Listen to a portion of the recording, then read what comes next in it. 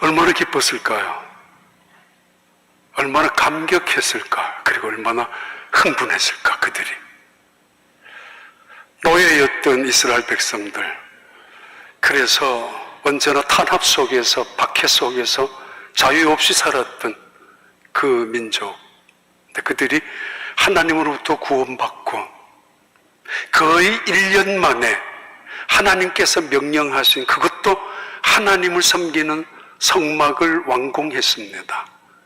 얼마나 기뻤을까? 자기들의 수고와 자기들의 노력과 재능을 통해서 하나하나 만들었고, 자기들의 헌금을 통해서, 헌물을 통해서 모든 것을 세웠기 때문에 더더욱 그들은 기뻤고 감격해 했을 것입니다. 무엇보다도 우리를 구원하신 하나님, 10가지 재앙을 통해서 살아계신 하나님이 어떤 분인지를 보여주셨고, 홍해 바다가 갈라지면서 그 하나님의 능력과 영광이 무엇인가를 생생히 그들에게 보여주셨던 그 하나님, 그 하나님을 시내산에서 만났고, 시내산에 임재하셨던 하나님은 그들에게 성막을 건축하라고 말씀하셨고, 그 1년 만에 그들은 하나님 명령하신 대로 성막을 완공했습니다.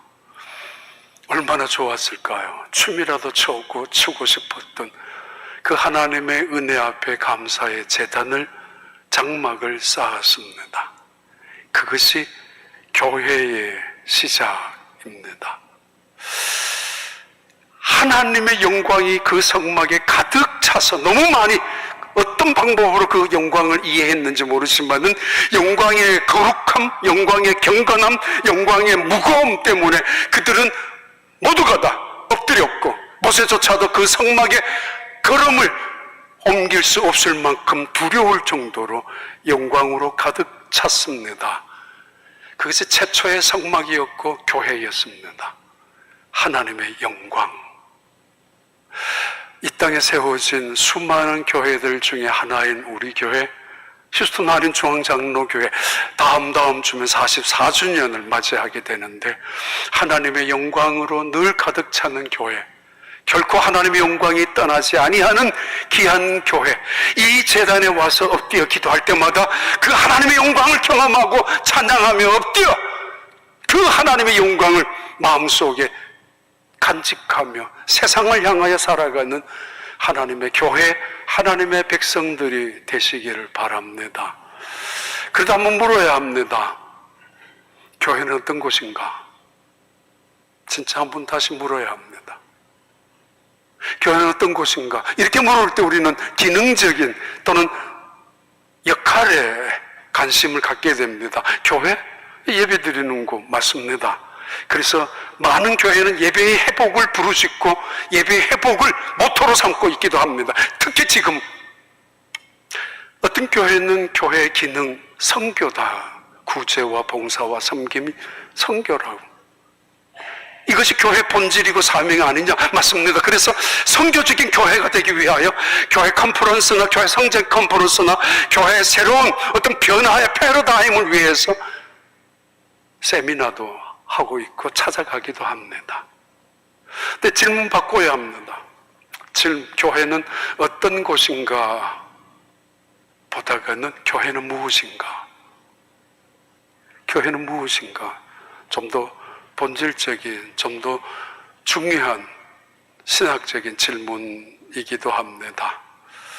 가끔 교회에 대해서 부정적인 사람들은 이렇게 이야기합니다. 이 세상에 수없이 많은 교회들이 역사적으로 있었고 지금도 우리 눈앞에 수없이 많은 교회들이 있는데 이 세상이 달라진 게 뭐 있느냐라고, 변화된 것이 어디 있느냐고, 뭐 있느냐고, 도대체 교회는 뭐 하는 곳이냐라고. 그래서 무교회를 주장하기도 합니다. 때로는 교회 다니는 사람들도 이야기합니다. 교회의 제도나 조직 자체가 부패하고 이거는 하나님이 원할 수 있는 조직이나 제도가 아니기 때문에 전통적인 교회를 부정하고 차라리 모든 것을 없애버리고 개혁을 하자라고, 그런 교회도 있습니다. 교회는 무엇인가? 교회 목적은 무엇인가? 다시 한번 팬데믹이 끝나가는 이쯤에 묻고 싶은 또 한 번의 질문입니다. 꼭 교회 가서 예배를 드려야 한단 말인가? 이유가 뭔가? 교회를 통해서만 우리는 구원을 받을 수 있단 말인가? 왜 그래야 하는가? 라는 질문에 우리 대답도 갖고 있어야 합니다. 가정은 사랑하는 사람이 만나서 하나의 가정이라는 울타리를 세워놓고 가정이 시작됩니다. 아이가 출생하고 탄생하면은 기뻐하고, 그 아이가 생일을 맞으면 축하하고, 학교에 다니면은 입학을 축복하고, 직장에 다니면서 함께 서로가 기쁨을 공유하고, 또 돈을 벌면서 가정의 행복을 지켜나갑니다. 일상이죠, 가정.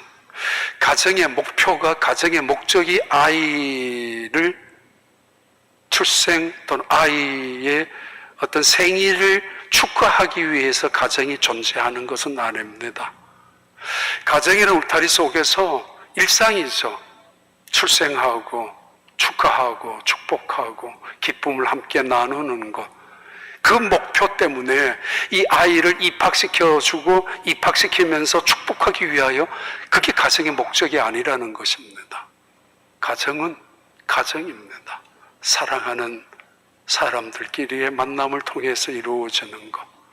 때로는 실패하고, 때로는 질병을 당하고, 때로는 죽음이라는 고통을 당하기도 합니다만은, 가정이란 이 질병 속에서 서로가 힘이 되어주고, 외로울 때 도움이 되어주고, 고통스러울 때 위로를 나누고, 어려울 때 소망을 함께 가질 수 있는 자체, 그것이 가정이라는 것입니다. 그런데 내가 병이 들었을 때 내 병을 고쳐주기 위해서, 아니 힘이 되어주기 위해서 가정이 존재하는 목표는 아닙니다. 일상입니다. 교회 일상이 예배이고 교제이고 봉사이고 나눔이고 그리고 선교이고 그렇단 말이죠. 자녀가 자기가 자녀된 것을 증명하기 위하여 스스로가 노력할 필요 하나도 없습니다. 부모님은 그 자식이 내 자식이라고 여기고 있기 때문에. 그런데 종은 노력합니다. 불안합니다. 사생아들은, 입양아들도 좀 불편할 때가 있습니다. 어떻게든 노력해서 아들로 딸로 인정받으려고 하다가 보면 참 애를 먹기도 하지만, 자녀는 자녀 자체로서의 부모님이 관계 속에서 한 가정이 되는 것입니다. 교회란 무엇인가? 개신교를 시작했었던 마르틴 루터라는 신학자, 그분, 우리 프로테스탄트 처치를 시작한 개혁가 신학이기도 한 그분, 교회를 이렇게 정의합니다. 하나님의 말씀이 선포되는 곳, 그리고 성례전이 집행되는 곳, 성찬식과 세례식이 이루어지는 곳이 교회라고, 건물이 아니라 하나의 공동체며 그 속에서 말씀이 이루어지는 곳이라면 교회라고. 그리고 더 나아가서 만인 제사장, 신부들, 사제들만이, 그들만이 사제가 아니라 하나님의 백성 누구나 제사장이 될 수 있다라고 주장하는 그들을 교회라고 부른다고 마틴 루터는 그렇게 신학적으로 주장합니다. 장로교단을 시작했었던 존 칼뱅은 교회란 영적인 어머니라고,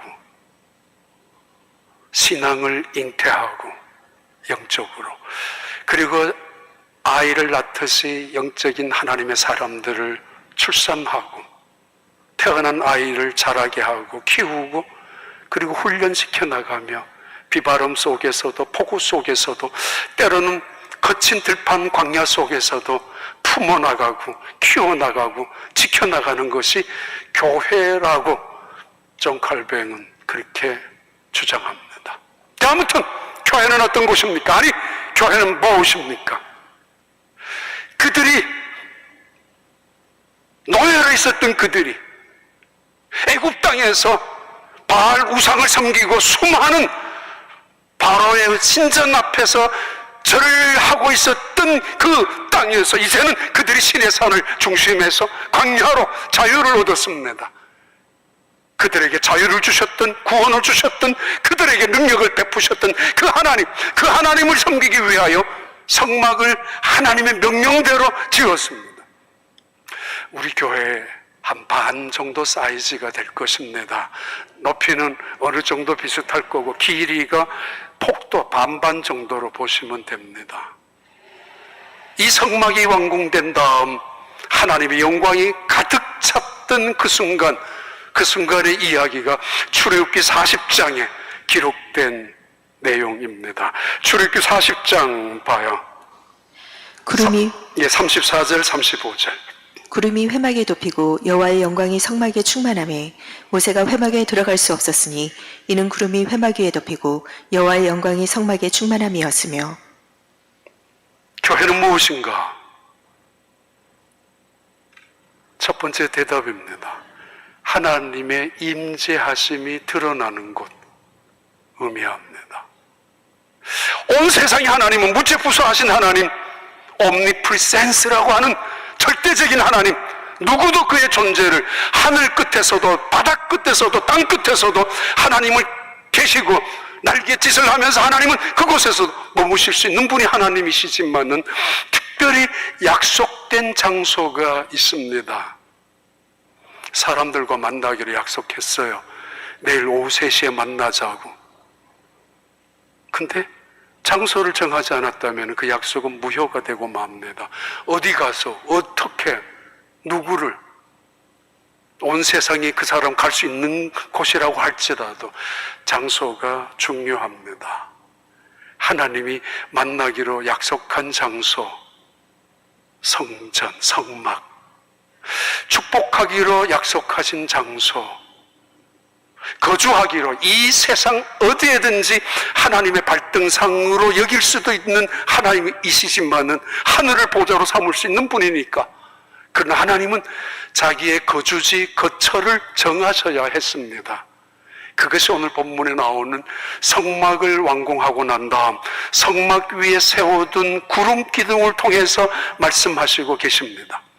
해막, 그들은 그 성막을 해막으로 불렀습니다. 그러나 하나님의 영광의 구름이 임재하는 순간 그 해막은 성막이 됩니다. 임금 있는 곳, 궁전이라고 그러잖아요. 하나님이 계신 곳, 성전이지 않습니까?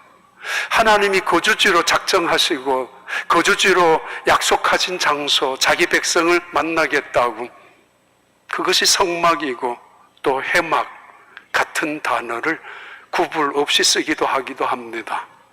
오웨라고 하는 해막, 그리고 오웨 모에그라고 하면은 정해놓은 약속 장소, 그것이 텐트, 이 천막이라면은 내가 여기에서 살 거야, 언제든지 찾아와 라고 말씀하셨던 미시카네라고 부르는 성막, 그 성막 위에 구름이 떴습니다. 막연한 이야기가 아니라 하나님의 임재란 실제를 의미하는 것이고, 눈에 보이지 않는 하나님이 가시적으로 이 세상에 현상적으로 보여주시는 사건, 매우 구체적으로 보여주시는 사건을 보여주는 구름의 의미입니다. 내가 이제 이렇게 너희들 가운데, 교회 가운데, 성막 가운데 있어. 날 봐. 내가 너희들 가운데 있는 거야. 출애굽기 19장 16절 18절의 말씀은 이렇게 우리에게 소개합니다. 셋째 날 아침에 우레와 번개와 빽빽한 구름이 산 위에 있고 나팔 소리가 매우 크게 들리니 진중에 있는 모든 백성이 다 떨더라. 모세가 하나님을 맞으려고 백성을 거느리고 진에서 나오매 그들이 산기슭에 서 있는데 시내산의 연기가 자욱하니 여호와께서 불 가운데서 거기 강림하심이라. 그 연기가 온기가마 연기같이 떠오르고 온 산이 크게 진동하며. 하나님의 임재하심, 때로는 불 속에서, 때로는 폭풍 속에서도, 때로는 세미한 속에서, 때로는 여기처럼 구름 속에서 자신의 존재를 감추기 위하여 그 거룩함을 가려놓기 위해서 보여줄 수 있는 사건이기도 합니다. 그 중에 그 구름을 자주 말했죠. 세키나라고 한다고. 죄송합니다. 저 이야기. 중학교 2학년 때, 옛날에는 뭐 가족들 뭐 휴가 아니 여행이나 가겠습니까? 시골에서 우리 가족들이 함께 기도원에 올라갔어요. 기도원에 가서 휴가도 보내면서 기도도 하고, 꽤 많은 사람들이 그렇게 여름을 보내기도 하고, 꽤 많은 교회들은 그런 기도원에 가서 수련회도 하고 그랬습니다.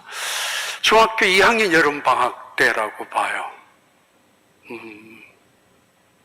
혼자서 저녁 늦게 기도하려고 뭔가 이왕이면 계시 좀 한번 받으면 좋겠다라고 생각해서 바위 위에 홀로 그땐 방언을 받고 싶어서, 남들은 다 받더라고요. 근데 방언은 못 받았지만은 오히려 무서웠지만은 구름이 저 앞에 보인 적이 있습니다. 그리고 고등학교 때 한 번 또 두 번, 그때 구름이, 그 이야기 언젠가 한번 드렸습니다만 한 번이 아니고 두 번 정도 다른 지역에 갔다가 차를 타고 휴스톤에 들어올 때면 늘 하늘을 쳐다봅니다. 구름이 있으니까. 그 구름 사이에 햇빛이 빛을 쫙 비추고 있는 거, 그걸 중학교 2학년 때도 보았고 고등학교 때도 두 번 반복해서 본 적이, 경험이 있으니까 올 때마다 차를 타고 하늘을 쳐다보죠. 교회가 휴스톤에 들어오면은 그래도 무겁잖아요. 마음에 전부 고마운 분들만 계시지만 그래도 저 같은 사람이 교회를 섬긴다는 게 쉬운 건 아닙니다. 그래서 때로는 답답하고 때로는 무거운 마음으로 들어올 때 하늘을 쳐다보면서 일부러 찾죠. 그때마다 구름 사이에 빛이 저 가는 길을 늘, 그래서 저 옆에 있는 가족들, 저희 집사람한테 봤지. 그러면서 하나님이 함께 하시는 이런 실제적인 사건이에요. 막연한 믿음은 바라는 것들의 실상에 보이지 않는 것들의 증거라고. 믿음의 세계는 맹인의 세계가 아니라, 세상에 눈뜬 사람들이 볼 수 있는 세계가 아니라 우리가 영적인 눈으로 보는 것이잖아요.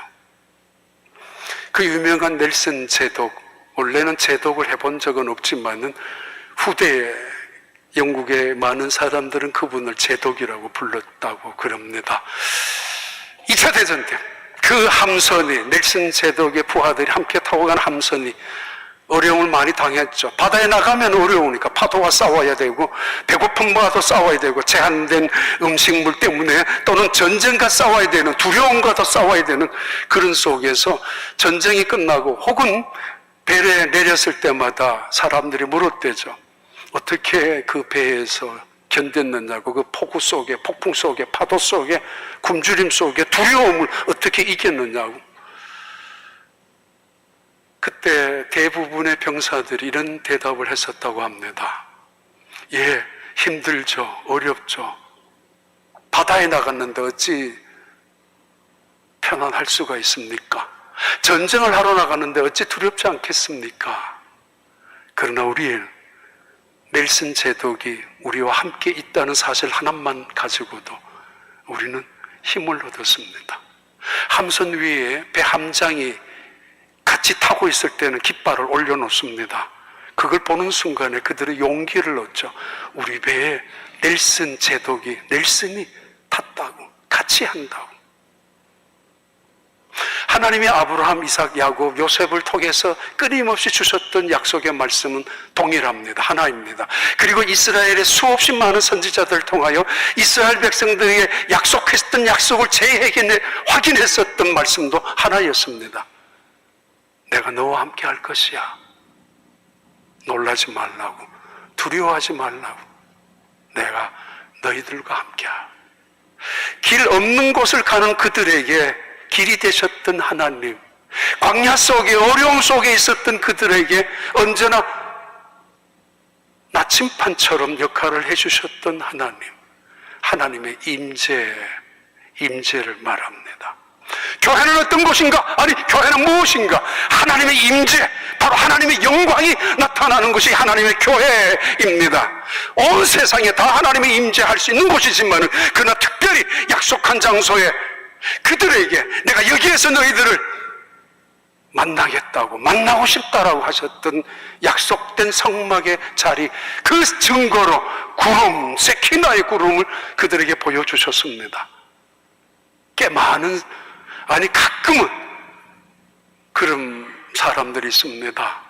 이것도 가끔 말씀드렸지만 어느 날 예배 중에서 이사야 선지자가 환상을 봤듯이 성전 가득히 하나님의 마치 옷자락인 것처럼 가득히 옷자락이 자기를 감싸고 있는 것을 어느 순간 보았다는 사람, 어느 순간 하나님의 역사가 성령의 감동으로 광대상에서부터 자기를 향하여 불기둥처럼 자기 몸속에 덮쳐오는 것을 경험했던 사람, 어느 순간은 하나님의 말씀이 자기도 모르는 사이에 자기 영혼에 툭 떨어지면서 온몸에 세포를 흔들면서 나의 부서진 뼈까지 붙여가는 경험을 했던 사람들, 성령의 역사, 말씀의 역사, 또는 십자가의 은혜의 보혈, 하나님의 거룩한 은총의 빛이 다양한 방법으로 우리를 만날 것이고 우리에게 역사하실 것이고 우리에게 개입하는 것입니다. 평생 교회 오면서 하나님을 만나지 못했다면, 평생 예배를 드리면서 그 하나님의 그 영광을 체험하지 못했다면, 그래서 그 영광 앞에서 무릎을 꿇고 그 영광 앞에서 엎드려서 그 영광 앞에서 하나님을 찬양하며 그 하나님의 능력 앞에서 내가 세상을 다 가진 것처럼 기쁨을 경험하지 못했다면, 물론 니고데모 같이 신앙생활 할 수도 있겠지만 그러나 다시 한번 찾아봐야 합니다. 경험해봐야 합니다. 교회는 무엇인가에 대한 문제 앞에서 교회는 하나님의 임재가 있는 곳입니다. 그래서 함부로 떠들 수 없습니다. 싸워서도 안 됩니다. 그 영광이 있는 하나님의 교회라면. 봐요, 요한복음 1장 14절에 이때 이렇게 말씀합니다. 말씀이 육신이 되어 우리 가운데 거하심에 우리가 그의 영광을 보니 아버지의 독생자의 영광이요 은혜와 진리가 충만하더라. 신학을 시작하면서 예수님이 이 세상에 오셨습니다. 예수님이 이 세상에 오셨는데 하나님이 오셨죠. 그 육신을 인간의 육신으로 입고 오셨는데 이때 이 육신의 이름을 미시칸이라고, 성막이라고 부릅니다. 성막. 하나님이 광야에서 성막 위에 임재하셨던 것처럼, 성막으로 그들 백성 가운데 거하신 것처럼 예수님이 우리 가운데 성막으로 오셨다고. 그리고 사람들에게 말했죠. 나를 본 자는 내 아버지를 보았거늘 어찌하여 나에게 하나님을 보게 해달라고, 보여달라고 하느냐. 내가 하나님을 보여주는 거야. 예수님 말씀하신 말씀입니다. 유명한 데이빗 캐네먼이라는 바나 리서치 대표자입니다. 1995년부터 바나 리서치 기독교 연구소의 대표자이지만 현재까지도 뭐 구글이나 아마존이나 카운슬을 할 만큼, 왜냐하면 설문지에 가장 권위 있는 설문조사의 연구단체 대표입니다. 그분이 지난 20년 동안 가까이 설문조사했던 거 책을 만들었는데 그 책 제목이 You Lost Me입니다. 당신은 나를 잃었습니다. 현재 교회 교인들이, 특히 젊은이들이 교회를 떠나는 이유 6가지를 요약해 놓았습니다. 기독교인들은 이미 답을 갖고 있는 것처럼 세상에 너무 정죄의식을, 판단을 혼자 다 하면서 지나치게 포용성이 없다라는 문화적인 적응에 대한, 또는 교회가 너무 독선적이고 배타적이지 않느냐라는 건데, 그 중에서 제일 관심 있는 2가지가 우리는 교회 가서 하나님을 만날 수가 없다. 하나님의 임재를 느끼지 못했다. 뼈아픈 이야기입니다. 예배를 드리면서도 그 많은 교인들을 보면서도 하나님의 임재하심을, 하나님의 영광이 이 교회에 가득하다라는 걸 느껴보지 못했다고. 또 하나, 기성교인들이 정말 저분들은 하나님을 믿는 사람, 하나님을 만난 사람이다 라고 본받을 만한 사람이 별로 없다라고. 물론 가슴 아픈 이야기죠.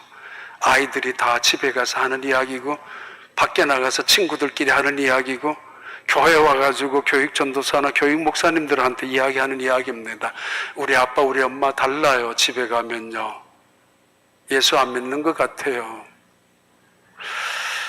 그런 이야기들. 교회에서 하나님을 만날 수 없다면, 교회에서 하나님의 임재를 경험할 수 없다면 그 교회는 죽은 교회, 라오디게아 교회 같은 교회가 되고 맙니다. 구름은 상징적인 의미가 아니라 실제적인 사건입니다. 우리 교회에 올 때마다 하나님을 만나게 되기를 바랍니다. 우리 교회에서 예배 드릴 때마다 하나님의 영광을 체험하게 되기를 바랍니다. 예수 그리스도 안에서 실제적인 사건이 하나님의 임재 앞에서 날마다 예배 시간마다 그 영광을 체험할 수 있는, 주님 오시는 그날까지 승리하는 이 교회가 되시길 바랍니다. 또 하나의 교회란 이런 것을 말합니다. 40장 36절부터 37절입니다. 구름이 성막 위에서 떠오를 때에는 이스라엘 자손이 그 모든 행진하는 길에 앞으로 나아갔고, 구름이 떠오르지 않을 때에는 떠오르는 날까지 나아가지 아니하였으며, 교회란 마치 여행자들이 여행을 떠나는 정거장이나 또는 버스 정류장이나 기차 정류장, 공항처럼 플랫폼이 된다라고. 여기 플랫폼은 단순한 정거장의 의미만 있는 것은 아닙니다. 제가 가끔 한국 가면은 김포의 공항에서 내려서 기차를 타야 합니다. 인천에서도 한참 버스를 타고 그 기차역까지 가야 하는데, 얼마 전까지만 하더라도 그 기차역에 가면 온통 냄새 투성입니다. 홈리스들 냄새 투성이고, 이쪽에는 온통 술집이고 전부 다.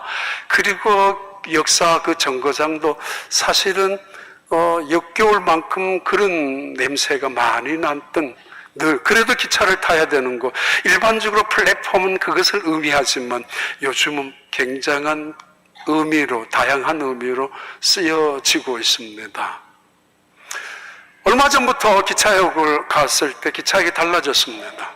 모든 술집은 사라지고 엄청난 아파트가 세워지고, 그리고 그 냄새나던 구석구석에는 백화점이 나타나고, 영화관이, 그리고 명품 백화점들이, 그리고 아주 괜찮은 식당들이 쫙 그 건물 안에, 기차를 타러 가는 구실만 하는 정거장이 아니라 일상생활을 반복할 수 있는, 이루어갈 수 있는 정거장, 플랫폼으로 만들어지게 되었습니다. 이스라엘 백성들, 하나님의 구름이 떠 있습니다. 불기둥이 밤에는. 그런데 이것이 움직일 때는 그들은 텐트를 들고 일어서서 행진을 해야 합니다. 적어도 39년 동안 그들은 광야에서 이 방법으로 행진해 나갔습니다.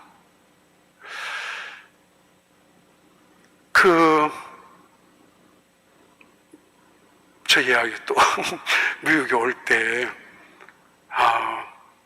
옛날에는 성경책 구하는 거 별로 쉬운 건 아닙니다.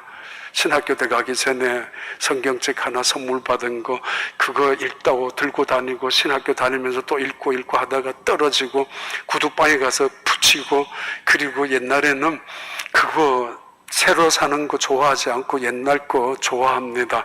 나 이렇게 성경 많이 읽는 사람이야 보여주고 싶고, 성경책 펼치면 빨간색, 노란색 막 펜으로 적어놓고, 아니면 스티커도 붙여놓고, 그러면 나 이렇게 영적인 사람이야 자랑도 하고 싶은 바리새인들처럼.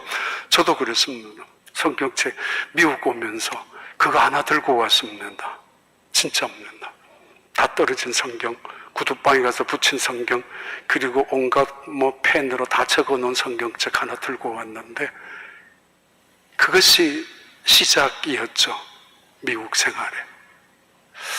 이스라엘 백성들, 하나님의 임재의 상징이었던 구름이 정지된 것이 아니라 그 구름이 움직이기 시작하고, 구름이 떠서 움직이면은 그 방향으로 그들은 인도를 받게 됩니다.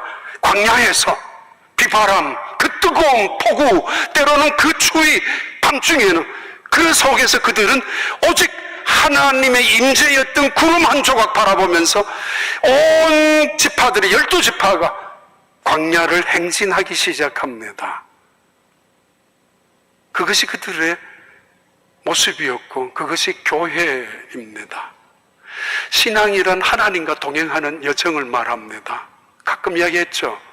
투어하는 여행객들은 불평을 많이 하지만은 피곤하기 짝이 없지만은 하나님과 함께하는 신앙의 여정은 감격, 감사라고. 왜요? 하나님이 인도하셨으니까. 우연히 이루어진 사건이 없고 즉흥적으로 이루어지는 게 아니잖아요. 하나님이 우리가 함께 하신다면은, 계획하셨다면은 바닷속에도 길을 만드시는 분, 하늘 위에도 메추라기를 끌고 오시는 분, 땅 속에서도 강물을 이끌어 가시는 그분이 하나님 아닙니까? 우리가 하나님의 말씀만 제대로 인도함을 받고 구름만 바라보고 쫓아가기만 한다면 말입니다.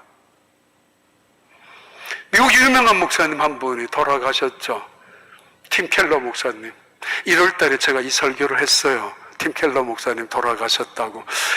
뉴욕에 있는 목사님이 다급하게 사실은 전화로 왔어요. 목사님, 저 이거 설교를 듣고 있지만 지금 그 팀 켈러 목사님 안 돌아가셨는데 그거 정정하라고. 그래서 정정할 기회도 없고, 근데 한 달 전에 돌아가셨어요. 75세로 췌장암으로. 그 팀 켈러 목사님은 뉴욕 한복판 맨하탄에서 리디머 처치를 시작한 분, 그 아내와 함께 홈리스들, 마약 중독자들, 술 중독자들, 세상에서 가장 버림받은 전과자들, 그들이 우글우글거리는 맨하탄 구석구석에 그들을 찾아가서 교회를 시작한 사람입니다. 미국 서부에는 존 맥아더 목사님, 척 스미스 목사님 같은 분들이 그런 믿음의 영적인 거장으로 젊은이들에게 그 길을 잃어버린 젊은이들을 이끌어갔던 영적인 지도자였다면은 미국 중부, 우리가 있는 북부, 서부, 남부에 있는 존 파이퍼 목사님이나 저는 폴 워셔 목사님이나 그리고 찰스 스윈돌 달라스의 휴스턴의 에드영, 아틀란타의 찰스 스탠리, 대단한 영적인 거장들이죠. 함부로 미국을 신앙에 쇠퇴했다고, 교회가 다 무너져가고 있다고 쉽게 말할 수 없을 만큼 영적인 리더십을 갖고 있는, 그리고 방향을 잃고 있는 많은 이 젊은이들을 이끌어가고 있는 지도적인 교회를 하고 있는 그런 목회자들입니다. 아무튼 팀 켈러 목사님이 돌아가셨는데, 프린스턴 신학교 총장이었던 그레이크 반스라는 분이 이렇게 말합니다. 많은 사람들이 그 팀 켈러 목사님을 비판하고 너무 독선적이라고, 아니 심지어는 때로는 너무 포용적이라고, 문화적으로 복음은 그런 것이 아닌데 라고 비판하지만은 이 그레이크 반스라는 총장, 그분은 이렇게 이야기했습니다. 이 시대에 진정한 리더였다고. 그는 설교한 대로 살아갔고, 가르친 대로 살아갔고, 보여준 대로 하나님 앞에 세워진 사람이라고. 쉽지 않죠. 팀 켈러 목사님. 그분이 이렇게 그의 책 처치 센터라는 아주 두꺼운 책입니다. 목회 30년을 결산하면서 만드는 책 서문에 나오는, 아침에도 다시 한번 보고 나왔습니다. 나는 명예를 꿈꾸어 본 적도 없습니다. 나는 평생 목회하면서 유명해지려고 기대해 본 적도 없습니다. 나는 성공하는 목회자가 되기 위하여 애써 본 적도 없습니다. 그냥 복음에 붙잡혀서 목회했었던 것뿐입니다. 그 복음이 나의 중심이 되었고 흔들리지 아니한 반석이 되었다고. 그러나 단 한 가지, 성막 위에 떠 있는 구름만 보고 달려왔는데 여기까지 왔었다고. 하나님이 나도 모르지만은 인도하시는 대로, 이끌고 가시는 대로 쫓아왔는데 여기까지 온 것뿐이라고. 내 평생 한 걸음 한 걸음 말씀에 순종했고, 내 평생 하나하나 모든 일들마다 하나님의 기쁨이 되기 위해서 순종하고 맡기고 따라온 것뿐이라고. 내가 한 거 아무것도 아니라고. 교회란 구름을 따라 움직이는, 하나님의 말씀에 따라 움직이는, 그것이 우리의 방향이, 우리의 삶이 되기 때문에. 인생은 속도의 경쟁이 아니라고 그러잖아요. 방향의 문제라고 그러지 않습니까? 세상은 하루라도 빨리 개발해야 되고, 한 시간이라도 더 빨리 장악해야 되고, 잠시라도 1초라도 더 빨리 골인해야 성공이고 출세라고 이야기하고 승리라고 말하지만은, 인생은 그런 거 아닙니다. 신앙의 여정은 비바람 겪어가면서, 고난이나 고통을 겪어가면서 하나하나 배워가는 것이죠. 중요한 것은 우리 어렸을 때는 말을 배우고, 그리고 중요한 것은 나이가 들면은 침묵을 배우잖아요. 아니, 더 나이가 들면, 노년이 되면은 말을 가려서 해야 되는 지혜를 배우는 거 아닙니까? 그래서 논의는 행동으로 자기의 말을 책임을 지는 것의 삶이고, 아이들은, 철없는 아이들은 그 말로 잘못된 행동을 변명하며 살아가는 그 일생이죠. 우리는 아이가 아니잖아요. 자, 아무튼 신앙생활의 여정이란 성막 위에 떠있는 구름을 통해서 움직여 나가는, 교회란 신앙의 플랫폼처럼 모든 삶의 원동력이 되는, 모든 삶의 지혜를 얻는, 모든 삶 속에서 에너지를 공급받을 수 있는 곳이 교회입니다. 그러기에 여호와를 바라보아야 합니다. 이걸 에피파니아라고 하는데, 시편 84편 1절부터 5절까지 봐요. 만군의 여호와여, 주의 장막이 어찌 그리 사랑스러운지요. 내 영혼이 여호와의 궁정을 사모하여 세약하며 내 마음과 육체가 살아계시는 하나님께 부르짖나이다. 나의 왕 나의 하나님, 만군의 여호와여, 주의 제단에서 참새도 채집을 얻고 제비도 새끼들 보금자리를 얻었나이다. 주의 집에 사는 자들은 복이 있나니 그들이 항상 주를 찬송하리이다. 세라. 명절만 가면은 우리가 고향으로 돌아가죠. 왜요? 부모님이 계시니까. 부모님도 특별한 것 아니면은 자식들을 보고 싶어 합니다.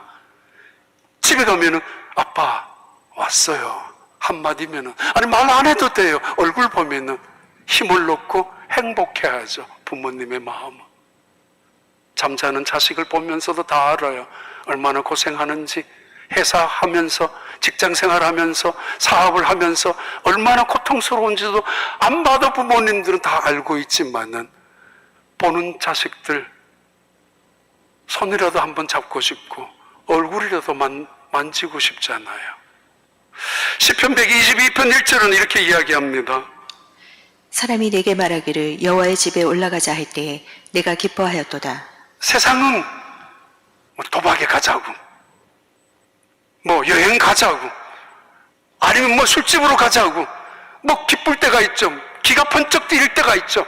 아, 누가 내한테 이렇게 말했는데 이번에 갔다 와야 되겠어. 그러다가 정작 교회 가자라고, 하나님 앞에 가자라고, 예배드리러 가자라고 하면 이상하게 거부가 이루어지고, 제발 그런 식의 말 하지 말라고, 심지어 그딴 말 하려면 내 앞에 보이지 말라고, 당신 가는 거는 내가 말하지 않았는데 내한테 그런 말 다시는 하지 말라고, 그럴 수도 있죠. 그런데 누군가가 내게 하나님의 전에 가자고 했을 때 내가 기뻤다고, 그것은 우리 신앙의 플랫폼이기 때문입니다. 그래요. 결론을 드릴까요? 시편 출애굽기 40편 40장 38절. 낮에는 여호와의 구름이 성막 위에 있고 밤에는 불이 그 구름 가운데에 있음을 이스라엘의 온 족속이 그 모든 행진하는 길에서 그들의 눈으로 보았더라.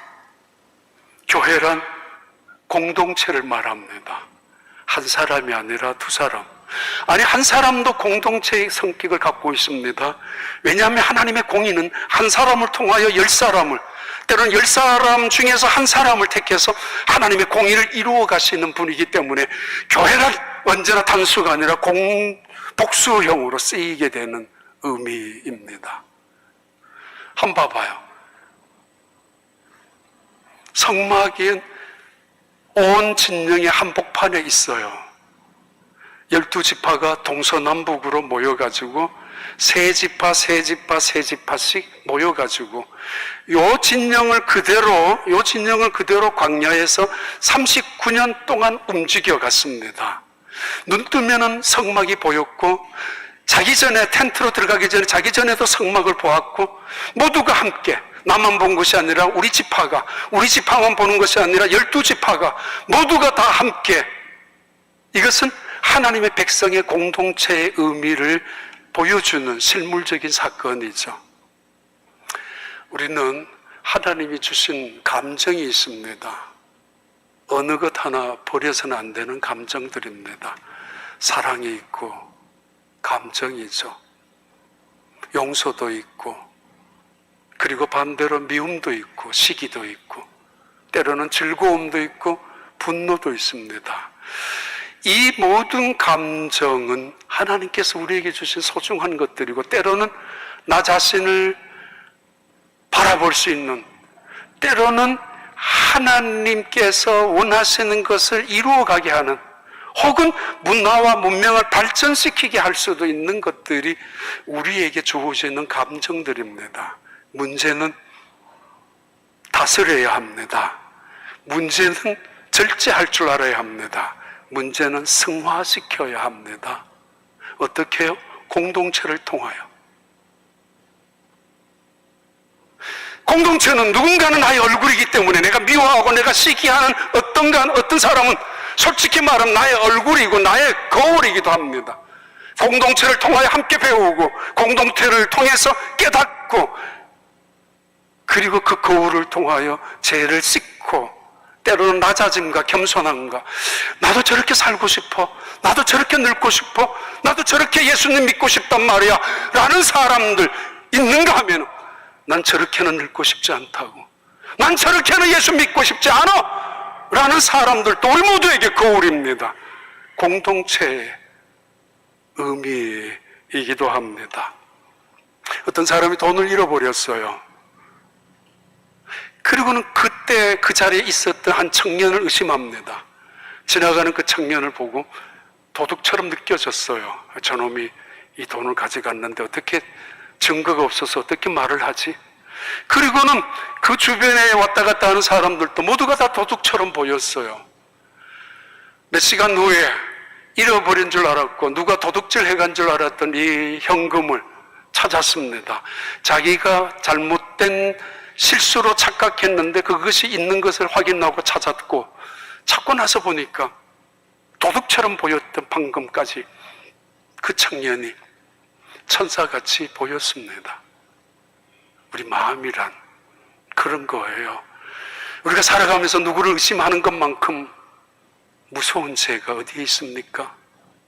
누군가로부터 의심을 받고 불신을 받고 있는 것만큼 불쌍하고 불행한 사람 또한 어디에 있습니까? 공동체는 이런저런 많은 것들을 배우고 깨닫고 그리고 때로는 위로받고 소망을 얻고 때로는 깨달음 속에서 철저하게 나 자신을 돌아보면서 살아가는 훈련 장소가 공동체입니다.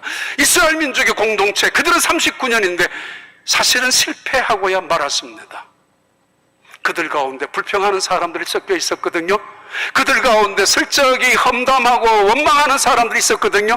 그 불평할 때마다 그 자리에 불이 떨어졌고 그들이 원망할 때마다 그 자리에 땅이 지진으로 갈라지고 말았지 않습니까?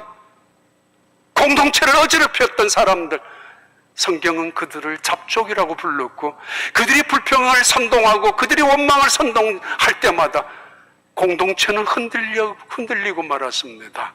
봐요. 출애굽기 9장 13절 14절 여호와께서 모세에게 이르시되 아침에 일찍이 일어나 바로 앞에 서서 그에게 이르기를 히브리 사람의 하나님 여호와의 말씀에 내 백성을 보내라. 그들이 나를 섬길 것이니라. 내가 이번에는 모든 재앙을 너와 내 신하와 내 백성에게 내려 온 천하에 나와 같은 자가 없음을 내가 알게 하리라. 출애굽기 하면서 2020년 참 많이 말씀드렸던 기절이기도 합니다. 자, 이거 하나 보고 말씀 마치려고 합니다. 에스겔 10장 18절 19절 여호와의 영광이 성전 문지방을 떠나서 그룹들 위에 머무르니 그룹들이 날개를 들고 내 눈앞에 땅에서 올라가는데 그들이 나갈 때에 바퀴도 그 곁에서 함께 하더라. 그들이 여호와의 전으로 돌아가는 동문에 머물고 이스라엘 하나님의 영광이 그 위에 덮였더라. 하나님의 영광이 솔로몬 성전에 다시 임했다가 그 솔로몬 성전에 임했던 하나님의 영광이 떠나가기 시작했습니다. 요한계시록에도 촛대가 옮겨지는 교회의 환상을 보여준 적이 있지 않습니까? 모였는데도 하나님의 임재를 경험하지 못하고 하나님을 뒷방신세처럼 무시하고 업신여겼던 백성들, 예배를 드리면서도 하나님의 영광 보다가는 자신들의 이익을 탐하고 이권을 탐했던 제사장들의 무리들, 그리고 장사꾼들과 함께 꽈리를 틀고 있었던 성전, 그곳에 하나님은 더 이상 머물고 싶지 않았습니다. 떠나고 싶었습니다. 견딜 수가 없었습니다. 그들의 위선적인 예배, 거짓 투성인 제물, 그들의 형식적인 섬김 앞에서 이사야 선지자를 통하여 토해내고 싶다라고 말할 만큼 견디다 못한 하나님은 그 성전을 떠나가고야 말았습니다. 그리고 그 성전이 무너지기 시작했고 그 영광은 이스라엘 민족에 떠나가면서 결국은 그들은 포로로 끌려가고야 말았습니다. 성전의 회복, 그 영광은 사도행전 2장에서 다시 등장합니다. 성령이 임재함으로, 성령의 역사가 나타남으로 최초의 오늘날의 교회가 출발하는 시간으로 나타납니다. 하나님의 역사하심, 하나님의 임재하심, 새롭게 하나님의 돌아오심, 신학적으로 문제 있는 단어지만 다시 하나님께서 성전에 찾아오심, 성령을 통해서 나타난 역사적인 사건입니다. 우리 교회 창립 44주년 앞에 두고 있습니다. 다음 주 말씀드리겠지만 퇴바, 블레싱 퇴바 44라는 프로젝트를 갖고 시작합니다.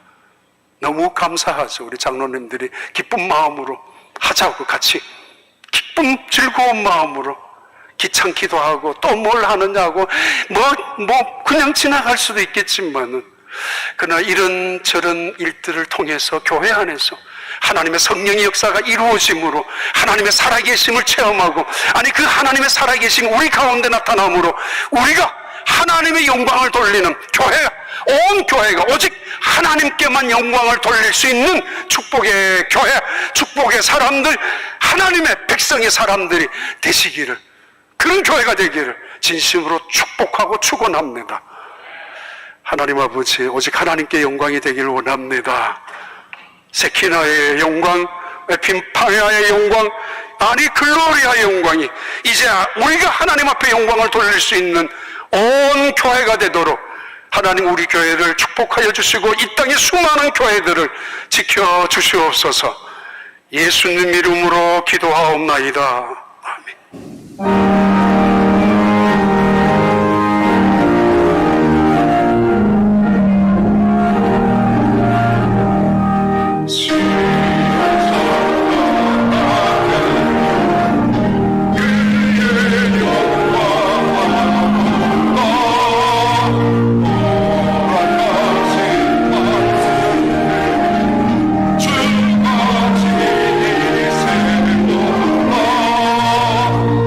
So